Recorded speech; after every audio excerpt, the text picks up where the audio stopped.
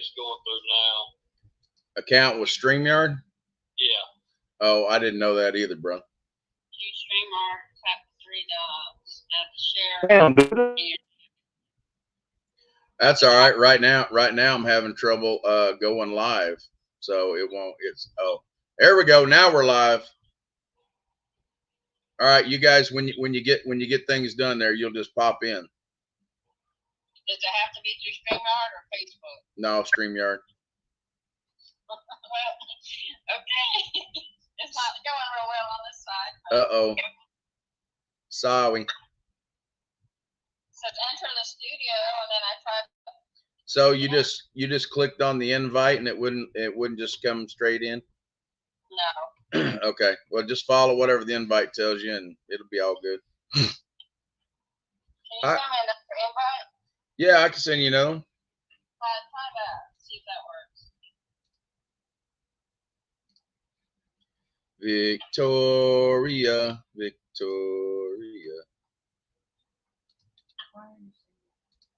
It's on its way. I don't know, babe. Hi, guys. All right, I'm live, guys. So just let me know if you have problems. Okay.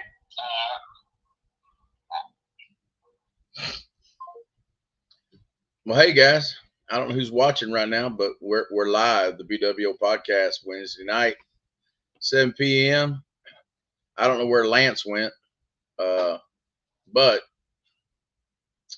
we'll be talking to Victoria Marie and Corey Latham of Southern Hearts Bullies,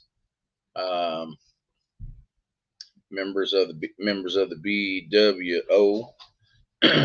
They're having to go through the gauntlet of signing up, I guess, to come on StreamYard. So it'll be a minute. And then Lance disappeared. Don't know why.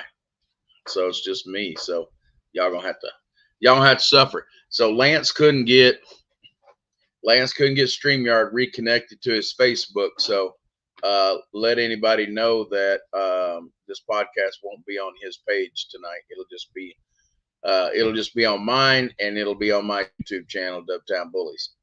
So you can catch it. You can catch it either place. But now what? Lance Lee. Yes, Lance. I don't know if it's gonna let me do it, man. We won't even let us turn the Netflix or anything on. It just kicked me out. It completely just kicked me out again a while ago, like while you were mid sentence. Yeah. So I mean, I can try to get back on, but it's the third time it's kicked me out. Well, just keep on trying, man. We ain't really doing nothing just yet. Waiting on Corey and them. So give it a kick. If it kicks you out again, we may have to postpone. Man, I hate that. Let me try again, Jeff. All right.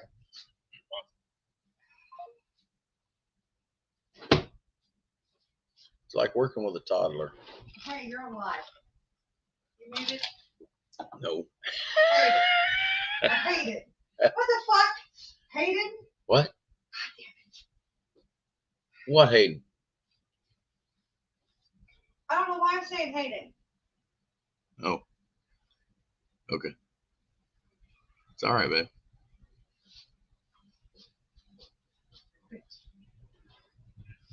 Quit. Well, hey, we got 4 eyeballs. What's going on tonight? What's up, Adam Fields?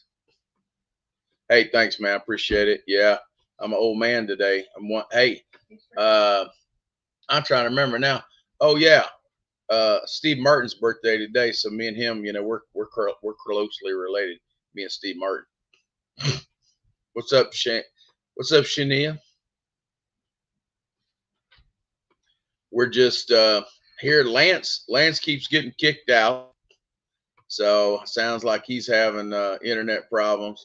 And Corey and Victoria are trying to navigate the StreamYard thing so they can come in. So Technical difficulties here for a minute. Y'all just hang loose. What? Yeah, right. And here comes Lance Lee, folks. And there he went. Dadgummit. He is not going to be happy that he's having internet problems.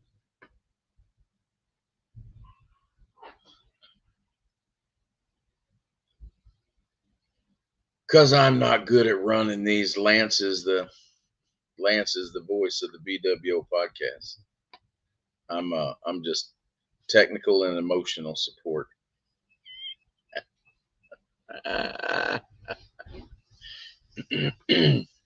yeah, turned 59 yesterday. I can tell y'all I feel every bit of 50. I may not look it, but I feel every bit of about 69. So, but you know, I got a lot of miles on me, I guess. So that's kind of the way it is.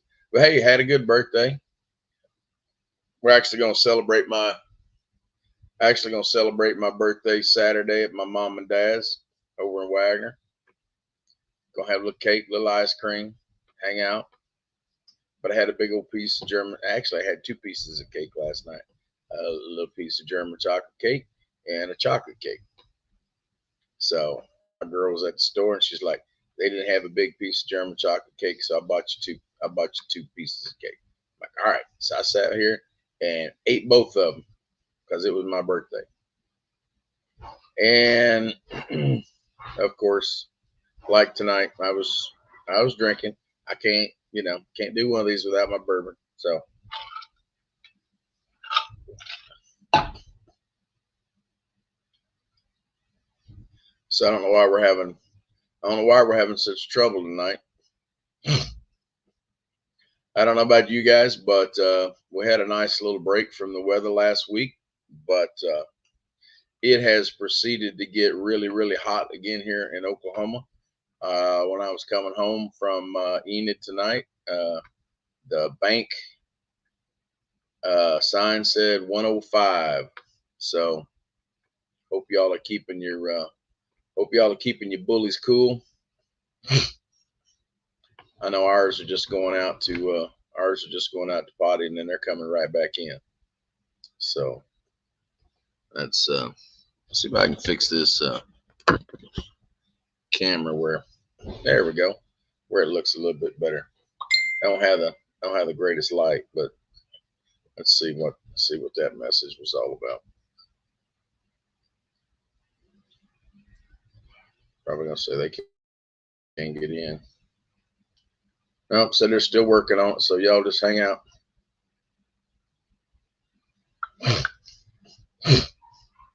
We'll get started. Here in a minute. Y'all go fix your drink and come back.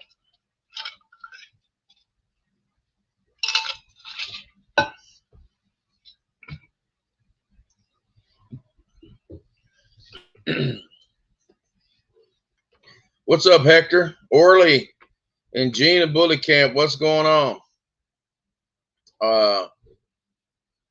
No, brother, probably won't be coming to that show in October. We got a show in November that we're going to be prepping for. So, and then got a breeding coming up early part of next year. So, got to keep a close eye on those dollar bills to make sure that all of that can happen. And as you know, going to a single show will cost you $700, $800, maybe even $1,000. So, got to keep things within the budget. So, won't be there, but I'm sure it'll be a good time. Maybe next year we can make it. Hector, you been doing all right? Dogs are looking good, brother.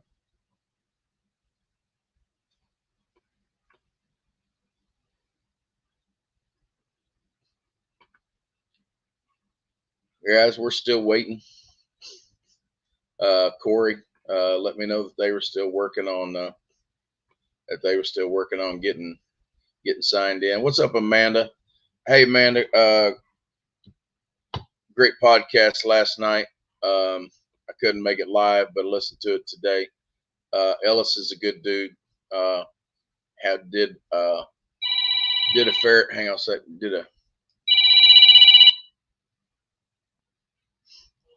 What's up, buddy? Hey man, so she got her camp set up, and all they're doing is saying create live stream recording on their webinar. Well, that's weird. That shouldn't. That's what comes up, and then I had to sign in with Facebook, create an account, and everything. I have to create a StreamYard account to even get on there. We shouldn't have to do that. Shouldn't have to do all that just to be a guest. Well, that's not letting me be a guest. It's not even offering me with the links to be a guest. Really? Dreamer Studios. As soon as I enter the studio, as soon as I hit the link, it says open this page in Safari, copy the link, and paste into your address bar. As soon as I do that, I have to open an account, which I did. But it's basically asking me to, if I want to create a live stream or if I want to create all this stuff. Hey, send me the invite, and I'll try to do it on mine. Okay.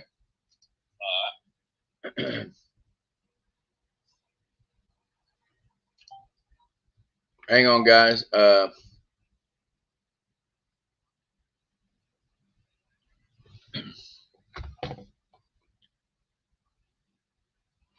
I'm gonna hang on just a second, guys.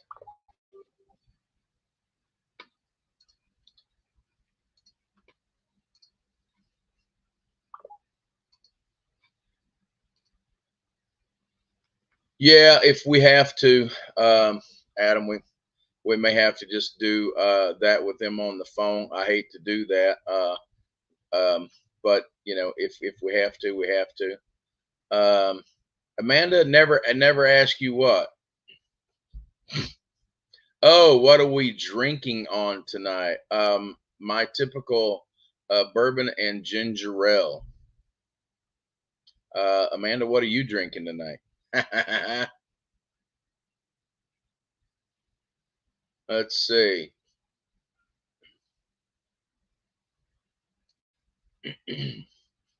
But yeah, the interview with Ellis last night, he's a good dude.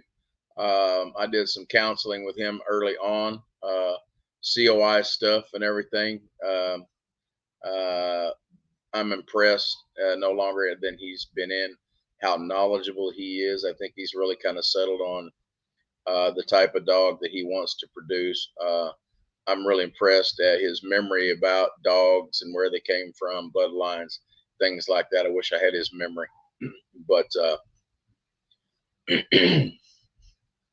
wow, Hector, your girl didn't have her first heat until 18 months.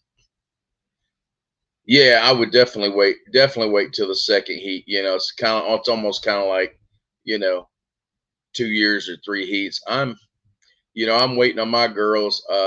My 3 girls from Maggie's litter last year. They're 15 months old. They've all had their second heat. Well, actually, Sadie is in her second heat right now. They're at 15 months, like I said. So we'll probably be breeding them around 21 months old. Hey, we got Corey. What's up? What's going on, man? So, you know, sometimes a guy just needs to step in and fix things, you know. That wasn't the case on this one.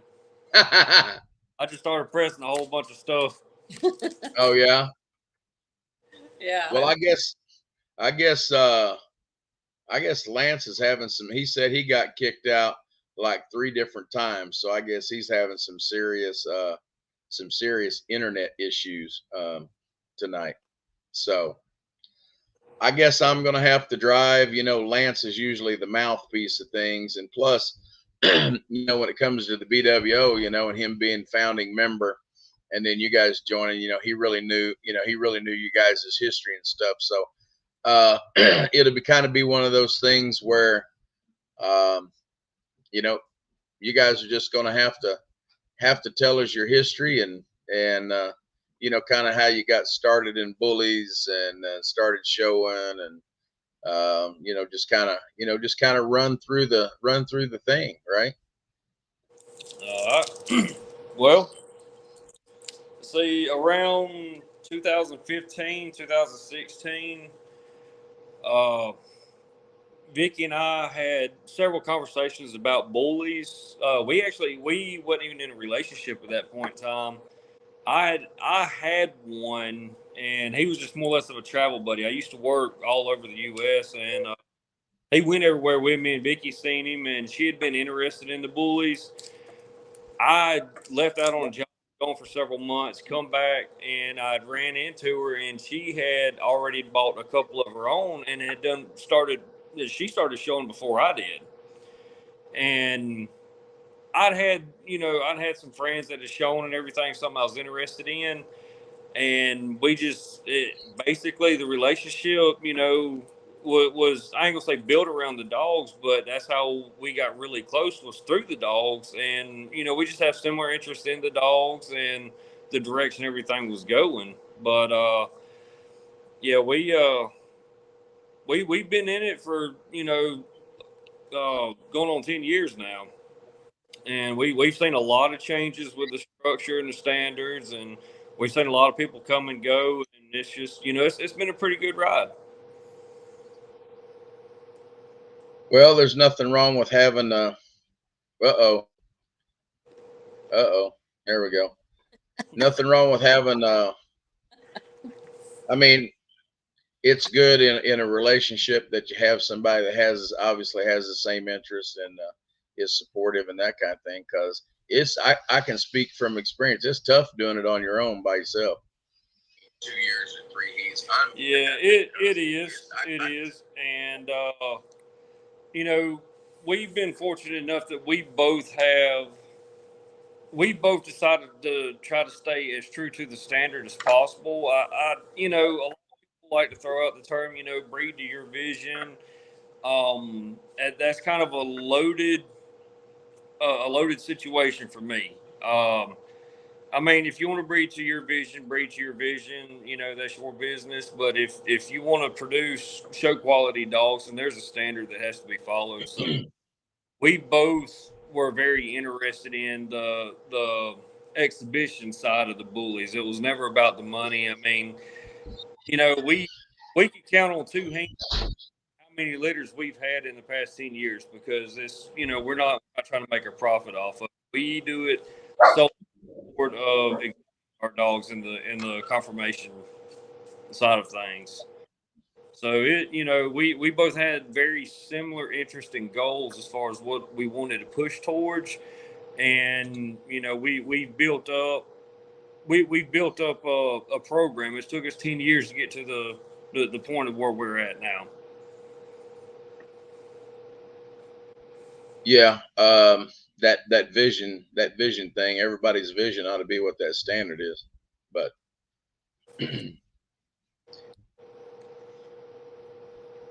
I'm guessing you agree, right? Oh yeah. That loaded question. I don't have any problem. I don't have any problem jumping off in it, because that's one thing that always gets me. And everybody talks about, yeah, I got my vision. The vision is the standard that's up there. That should be everybody's vision. I mean, there's enough leeway a little bit in the standard where you can kind of do, a little bit, a variation, but it's pretty, I mean, take head shape, for instance, right? I mean, and Corey, you're a judge, so, it comes to head shape, there's a little bit of interpretation there. Oh yeah, and the thing about it is I have a preference. The thing about it is what I prefer, as opposed to the standard of the dog that I'm evaluating in the ring. I'll tell anybody I prefer bigger dogs, but I also know their limitations and how far to carry that over into the show ring when I'm evaluating a dog. just because you bring a bigger bully or dog up under me doesn't necessarily mean that that's the dog that I'm going to put up, just because I'm saying I prefer that.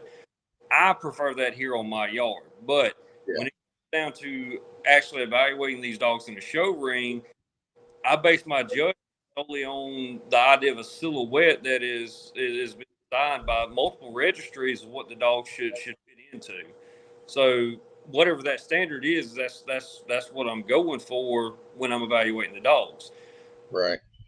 If I walk into the ring with a dog, chances are he's, he or she's going to be on the bigger, bullier side. That's just what I prefer. But now Vicky, she likes bigger, bullier, but she's really big on the clean function too. She'll take a clean classic that can skate all day long over a dog that's just muscle bound. That's facts. Well, do what, Victoria? That's facts. Right. Hey, I don't think there's anything prettier than a nice, clean, well-moving classic dog. They're definitely more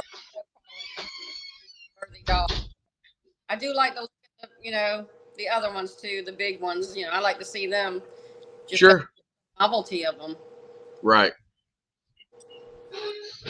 But there's that mass and everything keeps them from really being able to, be fluid, right? I mean, they're never going to move. They're never going to move that way. The frame just won't. Frame and the mass just won't allow it. But they're definitely impressive to look at. That's for sure. They are. But like I said, that I can judge accordingly to the standard without any issues, and still have my personal preference at home. So yeah. Chubb, he's got a lot of mass on him. Yes, he does.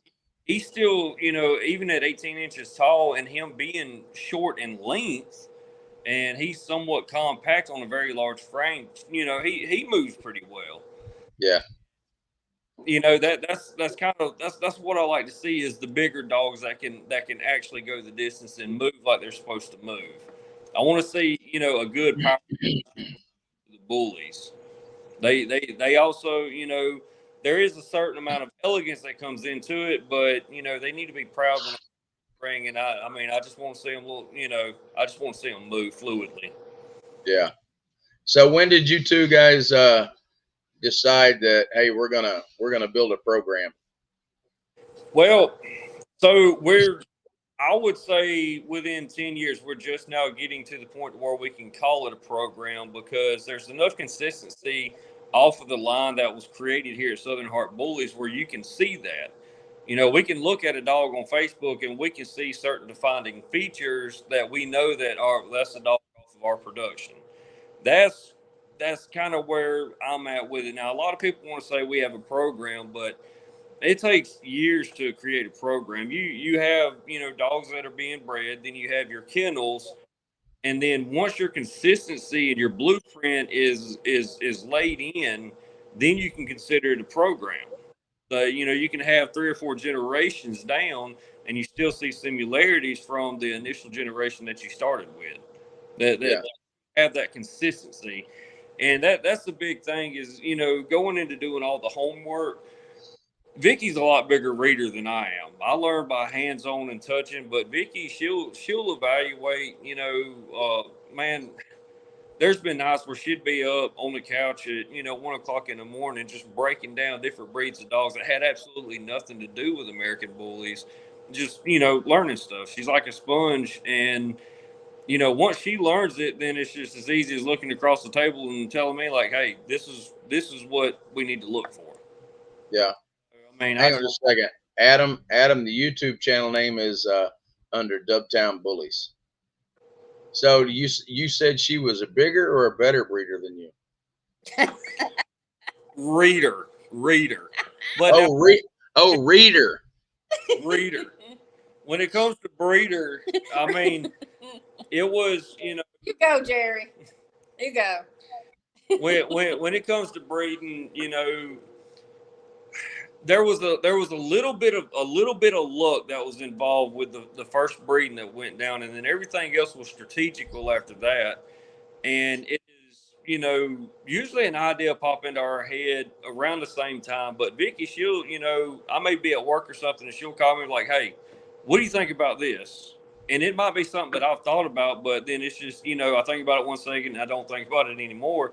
But like with the breeding that produced Chubb, I'll have to dig out some pictures of Vicky. She may have done sent a picture to you, but that was, I mean, when I say a Grand Slam litter, that litter was ridiculous. And we didn't have but five puppies out of that litter. Yeah.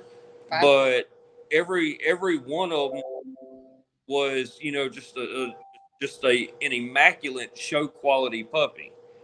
And not a whole lot of people can say that they've had, a litter full of legitimate show quality dogs. No. And that's one thing I can't do. That is the only litter that we have produced that every single one of them dogs could have been put in the ring, and done great things. I got lucky on my first one. There was actually 6 out of 8 that, I mean, I've shown 2 of them myself, but and both of them have points so far. One with a major, but 6 out of 8 legit could have been show dogs, in the right hands. That right there in itself, 6 out of 8, that's still, it ain't bad. It ain't bad at all. I mean, there's a lot of people that has bred 6 to 8 litters and haven't produced a show dog. Yeah. And that's a legitimate show quality dog. That's kind of a big thing. A lot of people, there's a trend that has been going around for about 2 or 3 years. People are getting dogs, they're breeding them, and there's nothing wrong with that. They find a hobby that they're interested in, and they start investing into it, but there's not enough homework being done, and then they're oversaturating what in my opinion would be considered oversaturating the market with mediocre to subpar dogs. And a lot of these dogs are making their ways in the show ring because you have good salesmen. And, we try to be an advocate. If you call us and ask us our opinion, at the end of the day, it is an opinion, but I will be straightforward. I'll let you know, I would show that dog, or, know that, that dog would be a good breeding tool. Just because it isn't a show dog doesn't mean you need to get rid of the dog. No. You have to look at the dog and evaluate the dog for what it is. And, we try to warn people about kennel blindness, and that's just something that everybody goes through. That's just growing pains. There's nothing wrong with being kennel blind as long as you can recognize the shortcomings, as you mature into your showmanship. Yeah. So, you guys been about, 9 years, 10 years now? Coming up on 10. Coming up on 10. Going on 10. So, Victoria, what's the most challenging aspect of being a dog breeder as a couple? Sharing responsibilities and whelping. Do what? Sharing responsibilities and whelping. Sharing responsibilities and whelping. Yes, that's going to be the most difficult. So do you guys kind of have clearly defined roles when it comes to the shared responsibilities? We have a yes, but now I will admit it's a lot harder for me to get out of bed than it should be when it comes to whelping puppies. And with the routine that I have, it's a lot of times Vicky will be, if she's whelping puppies, she'll be in there whelping puppies and won't even realize she's whelping puppies. And so, hands down, she's the better whelper. I would never take that torch from her. And it's not because she wants to be the better whelper, but she, that's a tough job. Scares the hell out of me. I'll just be honest with you. Well, there's not many people I've ever seen do it in their sleep, and if you're serious, done it in your sleep. But this one right here, she is, she has gotten out of bed and walked through the house into our dogs have their own designated room in the house, and she'll walk in there and she'll whelp every one of the puppies. And which, I mean, we've talked about, we never leave the puppies in with mom until they're at least 2 weeks of age. So she'll Right. go one at a time, and she'll whip every single one of them. She'll put them right back in the box and put mom in her kennel and right back to bed. And she probably hadn't even opened her eyes, not the first time. But hands down, she's the better whelper. I give you that. Well, and I know as a couple, sometimes some things go on, and you have to, you have to fill the other role, to pick up slack sometimes, that kind of thing. But to be doing it 10 years, that's a testament to something. I'm not sure if it's love of the breed or love of each other or both or what, but well, there's been times, that just like a lot of other people, there's been times that, we've had very humbling situations, and we have seriously considered getting out of the breed. And that comes and goes. That is growing pains with it. We are invested. You've been here to Southern Heart Bullies. You've seen our setup, and yeah, it would be hard to walk away from all the memories. But there has been times where it was easier to walk away. There's been times where it was just like, what are we even doing this for anymore? I myself, as a handler, I had to take a step back because I am competitive. Anybody that's ever shown with me in a ring knows that I'm competitive, and it's just it would get to where I would be just so distraught after a show because everybody gets discouraged. right. And it just got to where it wasn't enjoyable. So I decided personally to take a step back and just kind of reevaluate and fall back in love with showing dogs again. And we did. We had a really good time. I'd say probably about a year and a half ago, I was talking to Kev and Anthony, and we kind of got together, and they reached out to me about being a judge for the BRC. And honestly, man, I'm not gonna lie, I really enjoy it. It more so than I do handling. I never thought I would say that, but they had talked to me a few other times, and I turned them down because I felt personally that I did not know what I needed to know about the breed, because we still learn new stuff every single day, and we've been doing this for 10 years. Yeah. So, I didn't feel comfortable being in a ring and evaluating a dog on a professional level. And finally, Vicky talked to me. She said, well, they're not going to continue to ask you. So if you're going to do this, you need to do this. And, I buckled down and studied as much as I could and took the test, which is, it's not a breeze. It is they're very strenuous about their tests and who they allow in. So once I took the test and started doing an apprenticeship, and they've cut me loose. They've 3 weeks ago they sent me up to Seattle. Really enjoyed that. But Vicky and I, we're kind of getting back to the basics of just the ground play with the dogs. Right. But so whose idea was it to add Frenchies? I like Frenchies because I seen Antonio said something about Purple Rain. I do enjoy. Yeah. What's up with that tonight? Hey man, your BW, you can't get your arms in your BWO shirt. Oh, it doesn't fit. Listen, I try to put my BWO shirt on, man, and it is fitting too good. So it's screaming. So I should have got it. When we got the shirts made, I wasn't a fat boy at that time. So somebody's been feeding me good. So it's Purple Rain. Well, hey, nothing wrong with a Purple Rain shirt. We know that puppy's darling Nikki. So I know, right? So it all kind of ties in, really.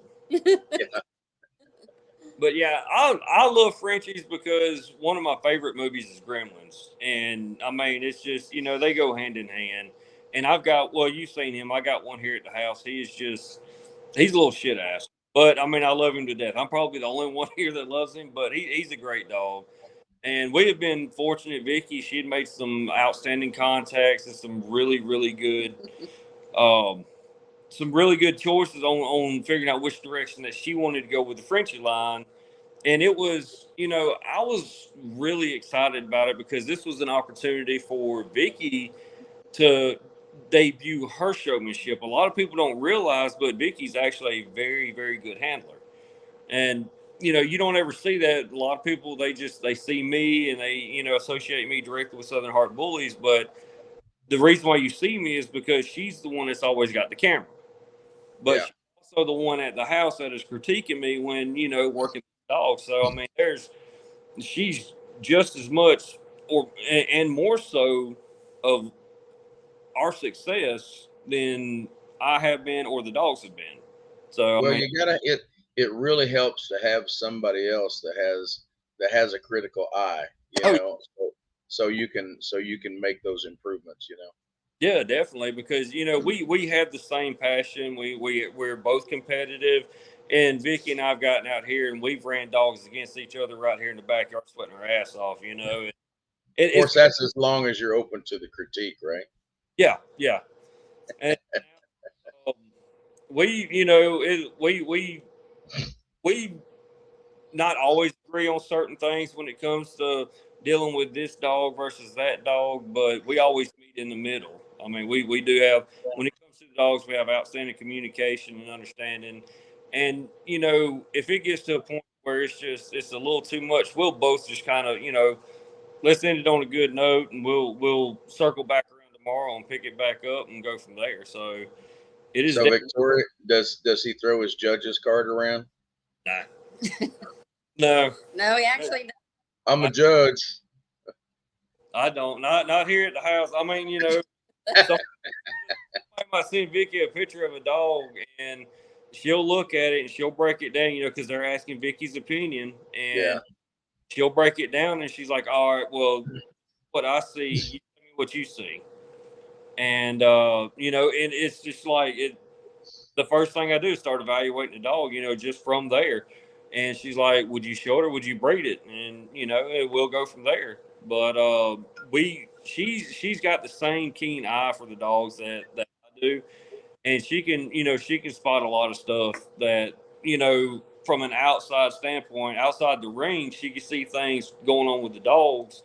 Like, she is the pit crew for Southern Heart Bullies.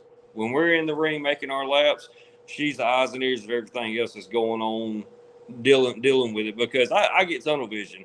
Half the time, I was getting ready to say the same thing. I really have tunnel vision, and Shauna's real good about picking out things, whether it's stuff in the ring or just stuff about a dog here in the house that I just don't pick up on because I'm so focused on other things, and it's good to have somebody that can kind of point those things out.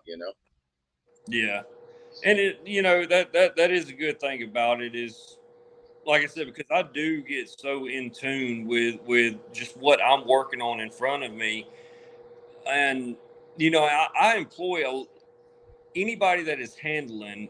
Sit back, don't just focus on making contacts or taking pictures outside. Sit back on the ring side and watch experienced handlers. Watch the dogs. Watch what the judges are looking for, and make your own evaluation from the ringside. You don't have to go on social media and make it public, like I think this dog should have won or whatever else, but just make your own judgment and learn how to pick these dogs apart. And then you carry that back home with you. And that's one thing I can say, Vicky, we never make our pick. We try to never make our picks before about 14 weeks. We discussed that with the collaboration leader that we'd done with y'all, but that's the earliest that we'd ever made picks. Now, Vicky, she usually has our puppies stacking with no issues by about 4 weeks. And that's just, that comes from her being, just a hell of a whelper and hands-on and everything else. And once they get on up about 6 weeks, that's when I start to intervene. They're out in the bully barn. I've got them on the table in front of a mirror. And, we know about 8 weeks what dogs are going to make the cut and the ones that are not. And that sure helped when it came time to make picks and everything. The fact that they would stack so we could really look at them, I mean, well, when you come in there and we put them on the table, you've seen everything that every one of them had to offer, and they stack better than a lot of the mature dogs you see at shows nowadays. Yeah. So that's definitely it helps to see that, but I stack my puppies every day. I wish I could say that, Victoria. Well, you better get started. Well, I think I'm kind of hitting about every other day right now. Well, that's better than that. I wish I could say same. Boom, boom. He, I don't know. I'm gonna have to get a back brace or either I don't know, man. He's done got where he is so heavy, and I mean not in an unhealthy way, but he is dense. Like stacking him is literally like throwing a sandwich the whole time. So we are so excited to bring him out. I mean, well, we knew he was going to be a pretty good size, bulky dog, Oh yeah, I mean that boy come out with a head almost as big as mine, and that's saying a lot. I got a dome. Yeah, no doubt. So tell me, so how many years have you guys been? Because I don't really know your story. How many years you guys been involved in the BWO, and how did you get involved? We were actually trying to figure that out a while ago. As far as like the time in, I'm thinking that it's almost pushing like around 2.5, maybe 3, somewhere in there. Yeah. I remember when Lance started with BWO, and he was the first one that I met. Actually, the first time I ever met Lance was in Bowling Green, Kentucky. Hold on a second. Let's see. Low battery. Yeah. So I met Lance in Bowling Green, Kentucky, and it was kind of hard to miss him, Yeah, he's real hard to miss. And he just like literally he pitched a tent up around a bunch of midgets, so he literally stuck out like a sore thumb. And Lance was always just he has that welcoming personality, just big old goofy bastard, and so every time I'd see him, we always wound up talking. And Chubb was a puppy then. And Chubb developed this habit, and Lance can tell you about it. Chubb developed this habit of every time he said Lance, he'd piss on him. So every time he pissed on Lance, he always did good at the show. And then it got to the point where every time I see Lance, I'm like, hey, man, I got to bring my dog over to piss on you. Otherwise, we ain't going to do shit today. And we just, we always had a good friendly demeanor. And one day out of the blue, man, he just hit me up. And he told me, he said, we've been watching y'all and how y'all conduct y'all's self, and man, we really think that y'all would be a good contribution to BWO and what BWO offer. So Vicky and I, we've never been part of a group, and we explained that to him. We've seen so many rise and falls out of so many different groups, and we were just always friends with everybody, so we didn't really dedicate ourselves to one particular group. And we got talking about it the way he, I hate to say push, that sounds bad. The way he was telling me about, just the way he presented and the morals and the ethics that BWO had. I told Vicky, I said, well, they've been around for a while and they haven't had any issues. So, that might be something that definitely be considered in doing, because it was, it was just a blanket of support among several states. And there was a certain amount of, standards that had to be followed, and there's nothing wrong with that. But it was just, it was a group that was formed to bring out the best of everybody. And that was just something that we were really excited about. And he told me, he said, first and foremost, it'll always be y'all's kennel. Y'all built what y'all are, and y'all got where y'all are at without the help of anybody. But let's make this a family kind of thing, And we decided to join up, and we've been here ever since.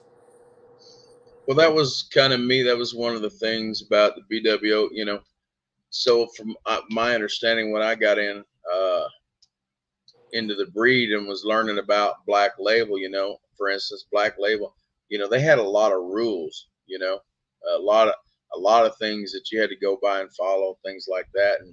And at first I was, when Lance was talking about the rules and different things, and everybody can breed what they, you can, if you want to breed Merles, you can breed Merles. If you want to breed this, you can breed this. It's your camp, it's your deal. Well, basically the rules are don't be an asshole, and you got to show your dogs, right? I mean, so there's a lot of leeway and a lot of flexibility there. And at first I was kind of like, man, I just don't think that's rigid enough, right? But as time has gone on, I see where that's a good thing to allow people, what you do is what you do, and that's cool. You just got to show your dogs, right? And don't be an asshole. So I think that's one of the things that really helps it work, Yeah, that was and the thing about it is, once the group starts to grow and you get a lot more members into it, there does not, you don't necessarily need a hall monitor per se, but there does need to be a certain amount of professionalism that is, brought. There needs to be a little bit of a structure there. If we're trying to promote each other and we're trying to promote a good thing across the bully community, then we do need to have similar interests. We do need to have somewhat of a professional demeanor out at the shows.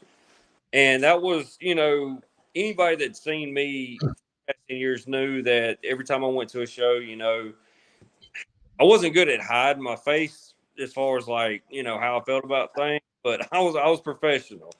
My face might not have showed it, but I was professional, and I'd always wore a suit and everything. And, up until the past 2 or 3 years, there's been a couple of venues that we've been to that I couldn't do the suit, man. And I literally felt naked running around the ring in a pair of shorts and a t-shirt. But right, you have to adapt and overcome. And that's like anything else, an obstacle pops up and you just got to figure out the best way to go around or through it. And so Adam Fields wants to know, what are the benefits of becoming a member of the BWO? So from your perspective, what are the benefits? The benefits of becoming a BWO, first and foremost, it does open you up to more opportunities to gain more contacts. Take for instance, if you yourself has a litter, and you make your picks, you've got 3 or 4 puppies that you're wanting to relocate, whether they're going to show homes or to somebody's couch.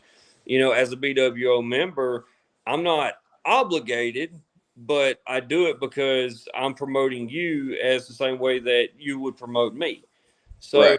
I guess you would say out of moral obligation, I would definitely share your content and, be on the lookout to try to help you out.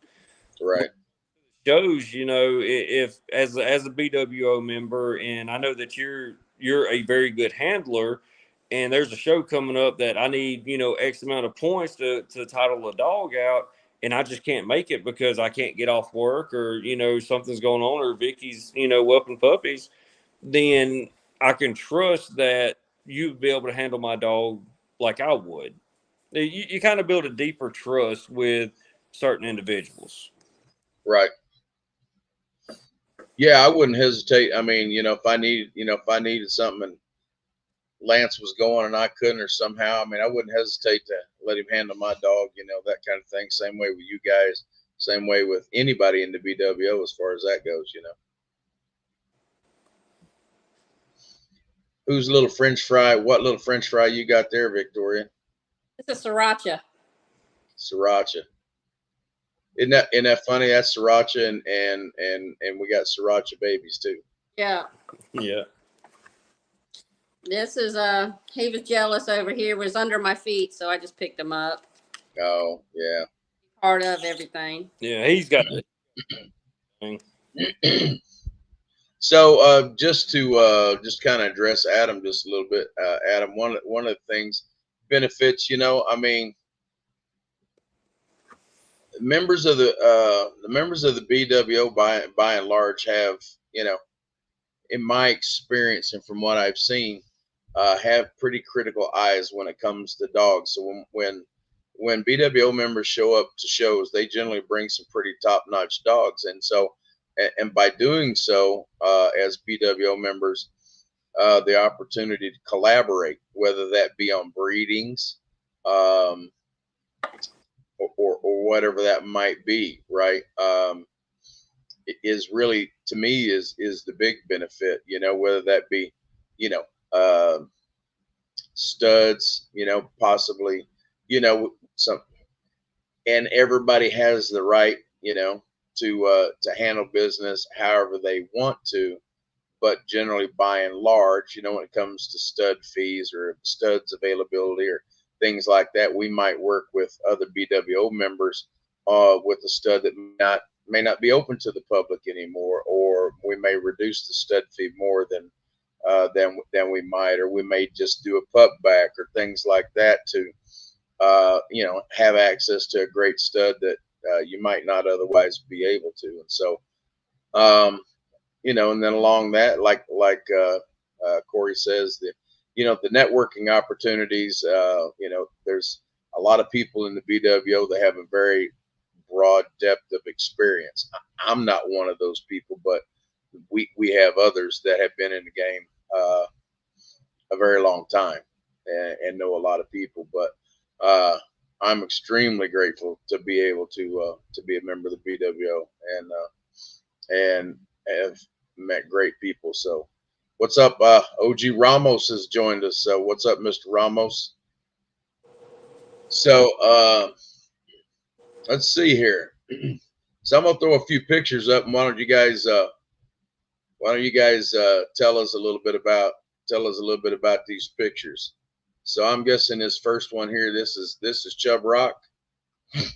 That is Chub Rock, triple grand champion. We champed him out. We grand champed him ABKC on to BRC, and then we had a little bit. I wasn't gonna say issue. Our timing could never line up for us to get him out to the shows for the ICBR. So, we ran him. He champed out pretty quick ICBR, and then we just got busy. Once we finally got back and got to where we started making some more shows, we went on ahead and finished this triple grand champion title, and then we retired him. We never really had any intuition to go any further in ABKC as far as getting a grand champion on him, but yeah.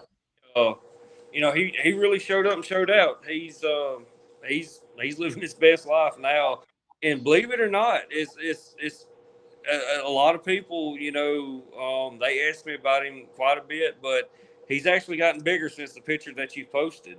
There's only a handful of people, and yourself is one of them, that has seen him since he hit his 4-year-old pop. But he's definitely gained a lot more mass since that picture. I brought him out on a online stack off last night. And did you? Yeah, the Corey Polly, he's seen him, and that was the first thing that he noticed just seeing him, online was. He's like, man, he's twice the size he was last time I seen him. I said, he keeps growing. It's crazy. But he's a big dog. It's good genetics. He's one of the few dogs that really is bigger in person than what he is on picture. He's somewhat of an optical illusion because he's 18 inches tall. When he was at his peak show performance, we had him around 102, 103 pounds. We pulled him back because just the summers are horrible here in South Alabama. But man, just eating just straight kibble and just being a dog. Right now he is riding at about, say, 98 to 100 pounds is where he's staying at now, and that's without any serious diet or anything.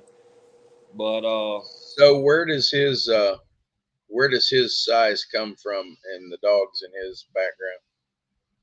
Well, I would say the size would come more from the Downs side. From the mom side? Yeah. So That particular blood stints off from Rowdy Town. 2016's national grand champion or national winner grand champion Axel. We had Okay. we had Axel's littermate brother here on the yard. That's our foundation male, and that was the Rowdy Town and Rockin' Ruby that we brought into an El Guapo female, which El Guapo's Dax. And from there, we took that into a Chaos Sun. We had a Chaos Sun, and Michael Sarah, he loved Cody, which was the Chaos Sun. I'm sorry, Mike Sierra.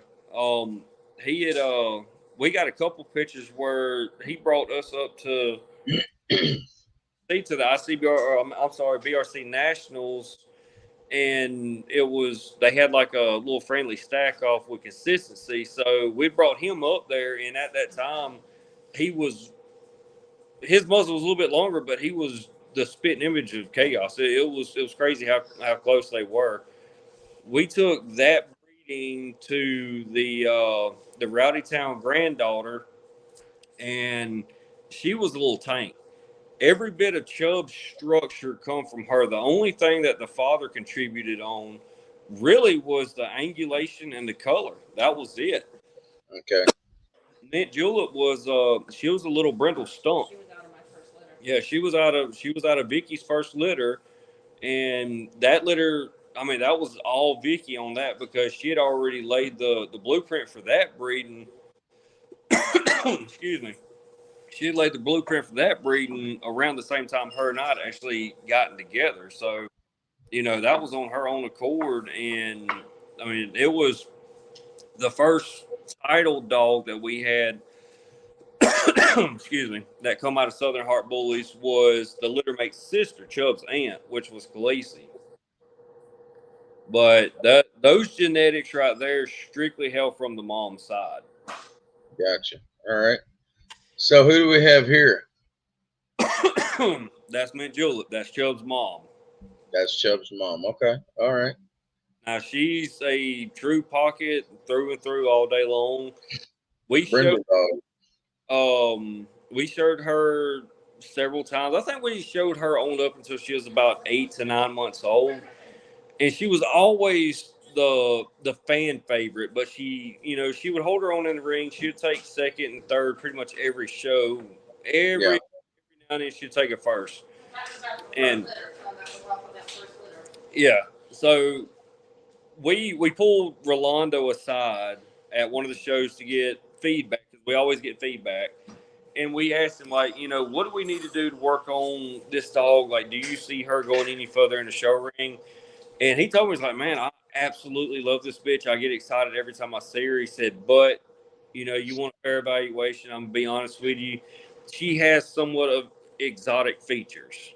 Absolutely no exotic blood, but she did have some exotic features. A slightly upturned muzzle, and her tail was short, but everything else was just immaculate on her. So we decided to, sit on her, bring her back, and use it for a breeding tool. And that was the best decision that we could have done here at Southern Heart Bullies. Yeah, she was off that first litter we were talking about.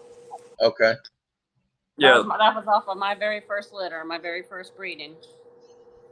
So is she a blue brindle? Yes, she's a grand matriarch. A grand matriarch. All right. So who do we have here? That's Chubb's sister. Chubb's sister. That's when she was a puppy. Out of those, that's not even a current photo. No, I think she might have been 4 months. If that. She was about 7 months there. Oh, was she? Was she that old? Mm-hmm. She's a lot. She's a lot of puppy. Whole litter. That whole litter was. So that would be crazy. A second generation. You can call that our second generation production. Okay. So that was Mint Julep bred to another dog. The picture before that's her daughter. Bred to Chaos Sun. So that's Chubb's sister right there. Okay. And that's old Chubb doing a little track work, huh? Oh yeah, playing around, trying to find chicken poop. Yeah. Oh, is he a big chicken poop eater, is he? Oh, yeah, they all are if you let them. Oh. That's my very first bully, Samson. Your very first. Okay. He's gonna be 9. All right. Oh, now we got French fries. Yep, that is off of my champion Paprika's first litter. That's a female puppy off of that litter. Where's she at now? She's somewhere in here. You tend to like that sable with the black mask, huh? Yeah, I like the red. I do like the red. It's a version of fawn. It's still considered a fawn. It's just it has a red tint to it. Okay. Call it a red fawn. Right. Looks like a little smudgy. Mm-hmm. That's his sister. Oh, is that his sister? Yep. Yep. Okay. We got more French fries. Yep. That's Sriracha. Champion Sriracha on the right and Champion Paprika on the left. Okay. So Paprika is Smudgy's mom? Yes, the one on the left. One on the left is Smudgy's mom. Okay. Redhead. Okay. Fathead. Just red. She's real like a red ginger color. Right. Okay. Okay. Let's see what we got here. And then that's Sriracha. Oh, okay. Looking good.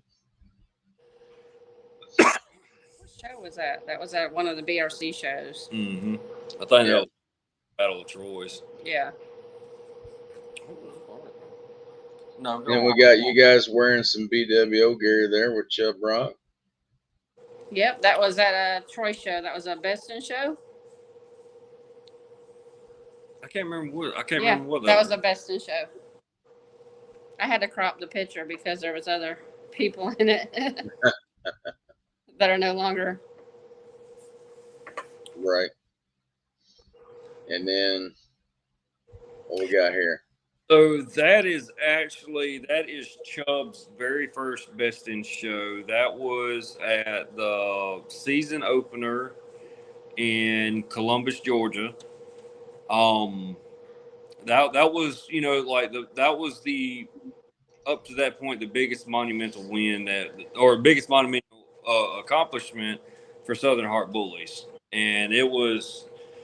There's not much that's going to make me have to swallow a knot in my throat, but when Rachel brought the Best in show out to me and handed it to me, I cried like a little bitch. I ain't even going to lie. Vicky, she screamed so loud. I mean, on the way back home, she sounded like she had been chain smoking Paul Moss the whole time.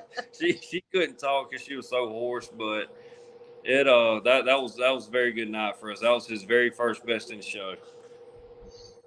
I can't wait to just be able to get in to compete for Best in show. It's an adrenaline rush, man. It was. I remember that particular one. I mean, it was to me. I was just like, you know what? I don't care who wins this class. I mean, we're here. That's an accomplishment for me. That's an accomplishment for Chubb. And it just, as we started to go around the ring, my adrenaline just started pumping so hard that I leaned over to stack him. So I was almost buzzed a little bit whenever she walked up to me. Like I looked at her like she was lost, you know, like, are you meaning to come to me? Or, I mean, did you get lost? But, yeah, that was definitely, I can still, you know, think about it. I can still feel the adrenaline from that night, you know, just that very first Best in show, man, there's nothing like it. Yeah, I know when Buster won Best of Winners 2 times one night, I could have had a stroke, you know. I didn't even know which way whether I was coming or going, but I was. It was so much fun.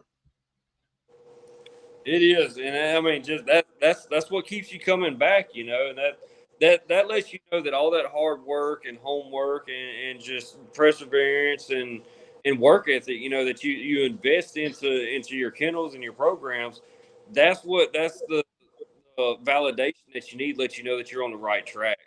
I mean, it don't matter how down and out you are about your program. If you take home a Best in show or even a Best in breed, man, it's like it's like, all right, you know, back to the drawing board.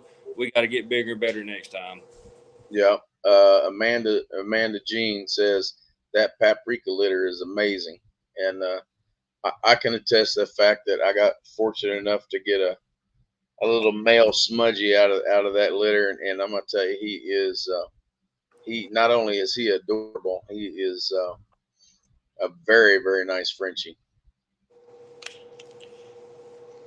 Yeah, they were all nice. We're actually the little brindle that come out of that litter. He's coming here Saturday, and Vicky's well. There we go again. Vicky, she's fixing to lay down some groundwork with him and the lady that owns him, and start prepping him. I think that they're going to wind up getting into getting into showing and everything. And if the owner, if she can handle it, then she'll handle him. But if not, at least she's gonna lay down the groundwork so that way as he gets older, she can bring him over here and Vicky can train him, fine tune him, and then she can go out there and hurt some feelings.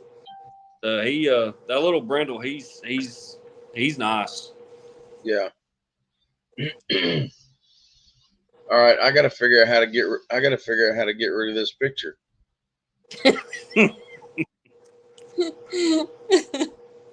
Go back to live if you can. Let's see. Exit full screen.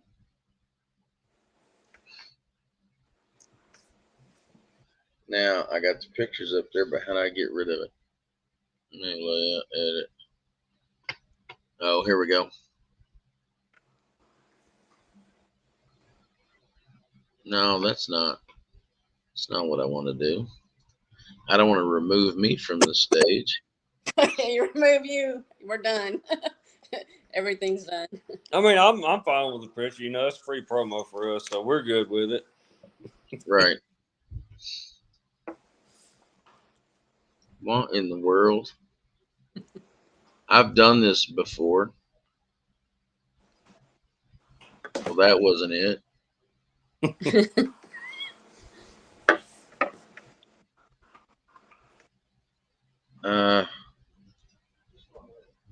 Killing me here. Oh, guys, sorry. No, you're good.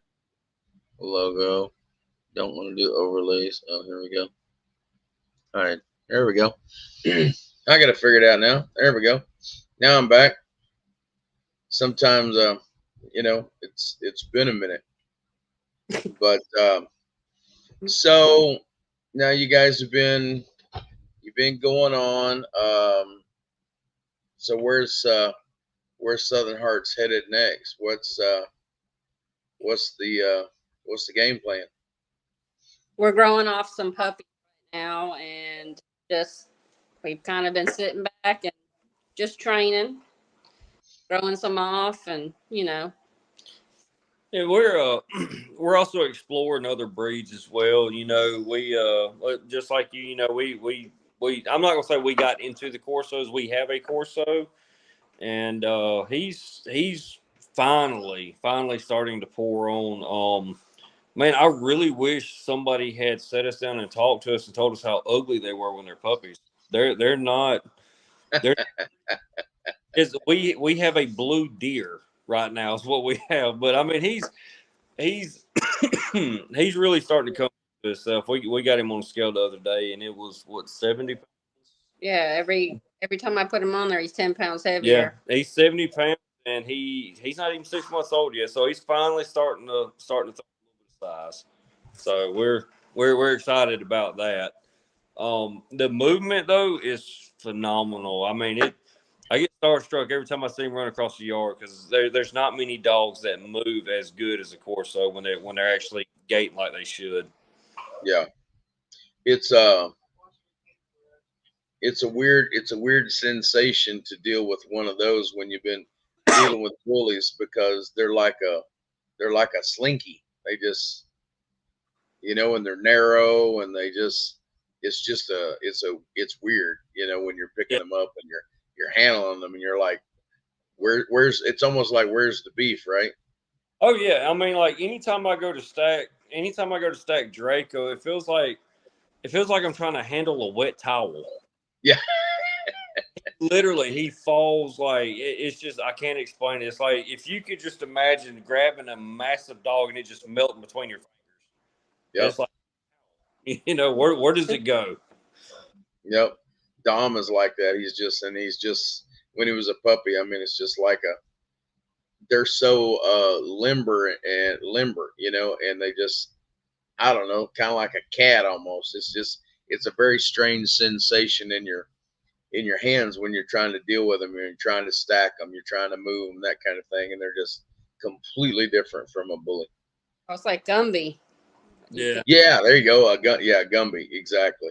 That's a good way to describe it. But yeah, they're you know, they're not the prettiest of dogs, but so far my experience has been is that super sweet dogs though. Ours is too. I was, you know, out of everything that we had read, you know, because Vicky had always wanted a Corso, and me, I was about 180 degrees from a Corso. I was always wanting to get into the Bull Terriers, but I talked to a couple of people that had some, and they had convinced me that was the worst mistake you could get into. Actually, I had a close friend of mine call me one night, and the guy was literally crying because both of his Bull Terriers had got out and got into the neighbor's garage and ate the ass end off of a Corvette. So you can't make it up. So once I found out about that, Vicky looked at me and she's like, "You can get one, but you're not going to be here. You know, you can get him and go wherever you want to, but we're not bringing a Bull Terrier out here." So I let that idea go pretty quick. And then she started talking about a Corso, and there's not many breeders around here that have, you know, good quality Corsos. And after I'd seen a few that was more along the lines like the Italian Mastiff style, I fell in love with them. And they're not very appealing as puppies. Now, once they fully physically mature, then you know you got something to look at then. But Yeah, they're an impressive dog for sure. Once they get you know, once they get mature, you know, that kind of thing. Dom's not quite 8 months old, and he's 24 inches at the wither and 105 pounds. how old did you say he was? Not quite 8 months. About 8 months. Yeah. So he's a big boy. I seen some pictures of him. I believe you had posted yesterday. Yeah. I was, you know, it's just crazy to see how fast that they grow. It don't look like they grow at all, but I know it. she goes out there and she puts him on a scale, you know, once, twice a month, and every time she puts him on a scale, he's gaining 10 more pounds. Yeah, Dom gets 6 cups of kibble, 20 ounces of raw, and 8 ounces of beef trimmings a day. Whew. He gets a lot. Yeah, and then there's Smudgy. Smudgy gets a little bit. Yeah. Smudgy is. How much meat does he get? An ounce? 2 ounces. 2 ounces. Yeah, all 4 of them get 2 ounces a night, one time a day. But they get fed 3 times a day, but they get 2 ounces of raw at night. Yeah, ours he gets 3 cups, measured out 3 cups. He gets a cup and a half in the morning, cup and a half in the afternoon. He free feeds all organic persimmons and as much chicken. So that's all organic persimmons. Yeah, we got a persimmon tree out in the dog run, so he loves them. Yeah. So yeah, Amanda, I was very fortunate to be able to get that boy. I've always wanted a Frenchie, and some things just kind of worked out, and Victoria and Corey were just very generous to allow me to co-own him, and I'm tickled to death. He's a great little dog. I'm gonna tell you, he's a heck of a mover now. He gets out in the yard, and you just watch him kind of go, and he's got some pretty darn good hawk action for a Frenchie. Oh yeah. I mean, a very square mover.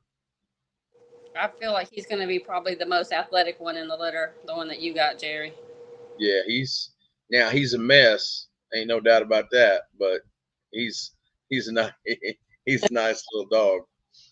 So I almost scheduled him for an ear crop, though. You know, I'm not used to dealing with him. You know. We'll just put them in the shorty bull class. Yeah. Yeah, yeah. There you go. Yeah, and I did keep him. So so just so you guys know, I can't any questions I might answer, whatever, is only on the YouTube page. So Facebook doesn't allow StreamYard there's a weird way to do it or whatever. But so, well, guys, we've been anything you guys would like to add to the interview? We've been on here for a minute now. So Just looking out for us. Yeah. You know, as far as and I know this would have been a lot more entertaining if Lance would have been here. You know, but oh, it's all good.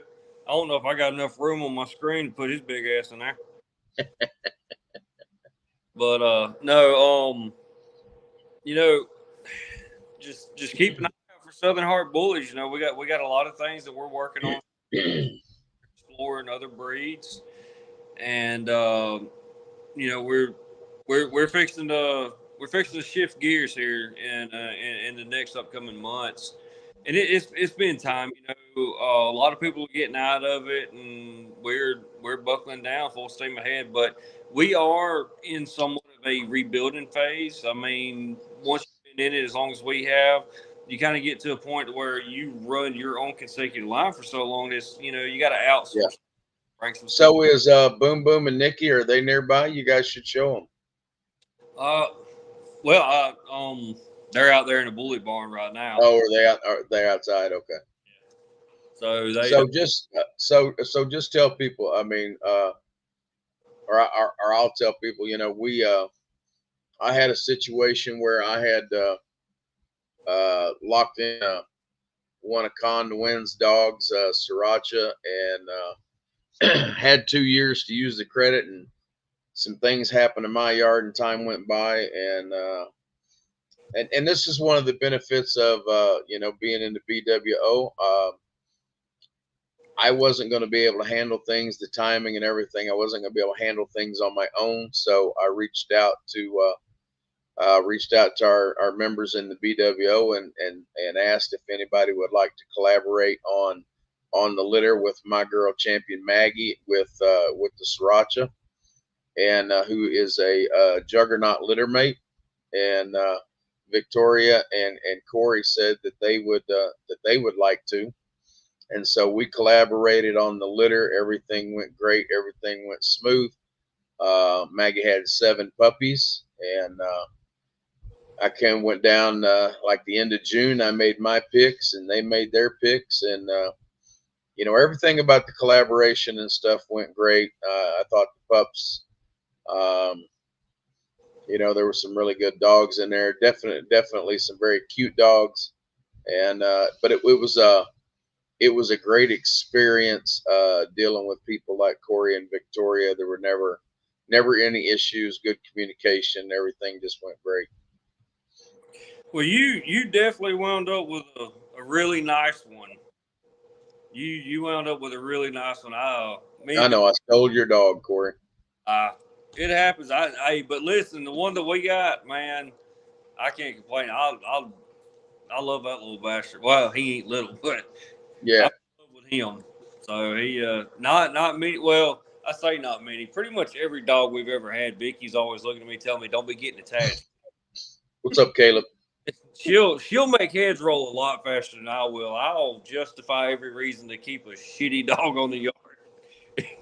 I'm not gonna lie, I just love dogs, but Vicky's like, no, we ain't keeping that. You know better than that. So right. Well, I tell you, the Blue Tri, I honestly think he's going to end up either being a classic or a standard. It just kind of depends. But he is so much bigger than everybody else. He's got it in him, man. Which I told you that, you know, when you come down and we made the picks, and I told you what you were looking at with him, and where my personal opinion, where I thought he was going to go.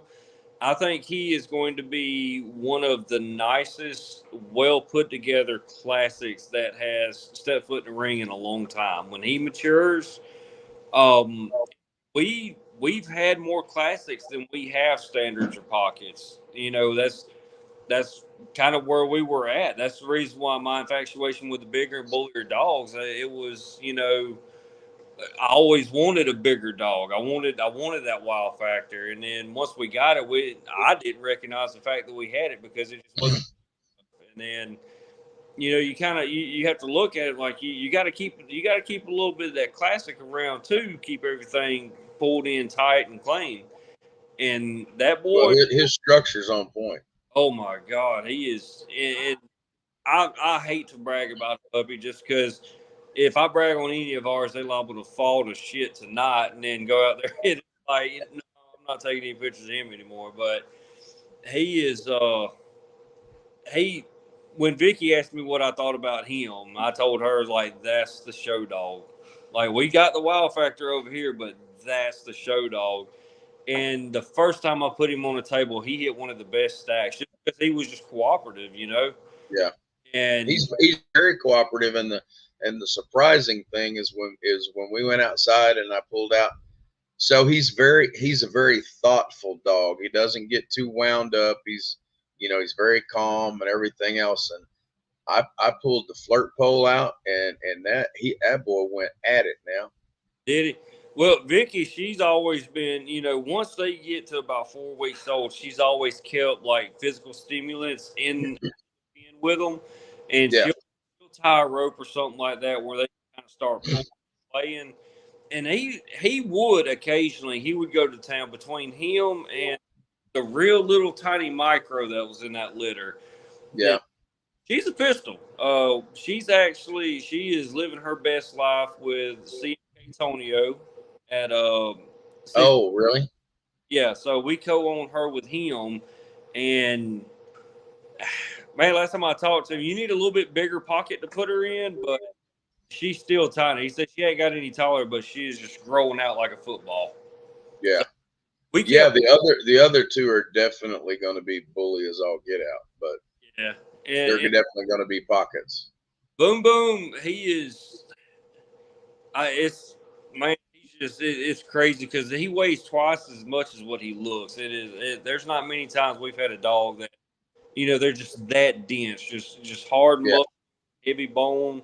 Yeah. So we're pulling the feedback from him. We want him to mature properly, but now he'll get out there. We'll let him play with the Corso a little bit, and he'll jump up and grab him by the neck and just sit there and hang. And the Corso's just running around with this dog swinging from him. You know, he can't even feel all that loose skin, but he's Yeah. done made best friends with everybody. He thinks that he thinks he's a big dog like Chubb. Well, I was surprised. His name is Doc McConaughey now, right? But I was real surprised at the level of drive that he actually has because he's such a calm little dog, right? Yeah. Where the other male, Ricky Bobby, Is that or Bama, he Yeah. is all go no breaks, right? I mean, Well, all the time. Bama, his personality reminds me of like an old school pit. He's very intricate. He's very strategical, but he was always 100 miles an hour. But now he was Yeah. a good dog. You put him on a table, he would stack. The moment his Oh feet, yeah, he does. he was ready to raise hell. And he was a Yeah. fun dog. Vicky fell in love with him. And I mean, and you know the one issue that we had with him is slowly seems to be correcting itself. So Awesome. so that's a good thing. The underbite, Yeah. is steadily improving. So I think he's gonna, especially with that drive, harness that drive a little bit in the show ring. I think he might have something there. So we'll see. But just to let the people know, that's a benefit of BWO is to know that the people that you're dealing with are reliable, and that when you do collaborate, you really don't have anything to worry about.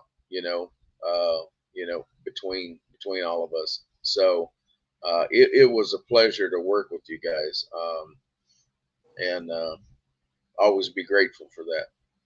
Well, we really appreciate the opportunity, and like I said, it was beneficial for both parties, and we were able to bring in blood that we had been inquiring about for some time, and it just it was I guess you would say it was meant to happen the way that it happened, and couldn't be more thankful for it. Even though Victoria wanted to FedEx Maggie back.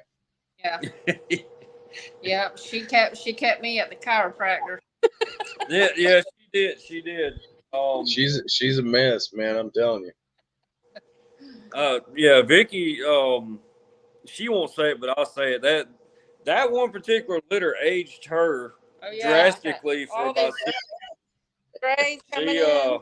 All these grays. She was starting to develop. She was starting to develop hyperkyphosis, and she was hunchbacked, and and gray. Look, gray. Yeah.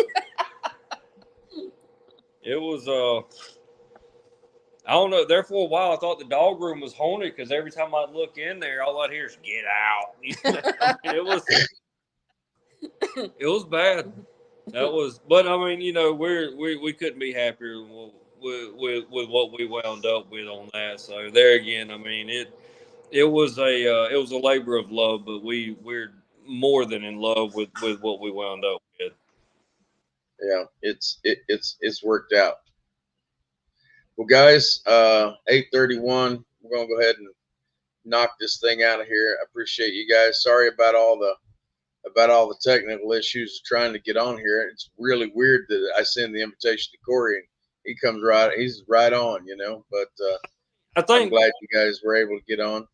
I think what happened was Vicky was trying to go through Facebook, and it kept basically running her around in circles. And I knew she was trying to do it through Facebook, so I just followed the link in through YouTube, and it took me.